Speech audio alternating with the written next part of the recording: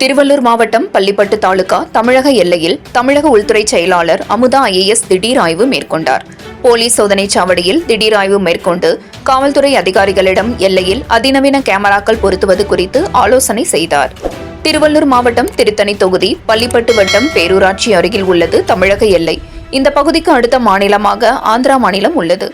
ஆந்திரா மாநிலத்திலிருந்து வரும் அனைத்து வாகனங்களும் பள்ளிப்பட்டு சோதனைச் சாவடியை கடந்து வர வேண்டும். இந்த தமிழக எல்லைப் பகுதியில் தமிழக உள்துறை செயலாளர் அமுதா IAS திடீர் ஆய்வு மேற்கொண்டார்.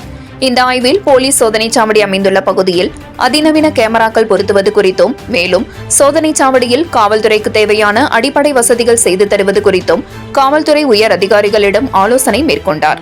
இதனைத் தொடர்ந்து அந்த பகுதியில் 20 நிமிடத்திற்கு மேலாக ஆய்வுகள் மேற்கொண்டு குறிப்புகளை எடுத்துக்கொண்டு இந்த பகுதியில் போலீசார் தொடர்ந்து கண்காணிக்க வேண்டும் என்று போலீசாருக்கு அறிவுரை வழங்கி அந்த பகுதியிலிருந்து ஆந்திர மாநிலத்திற்கு காலஸ்திரி கோயிலுக்கு புறப்பட்டு சென்றார் அமுதா IAS.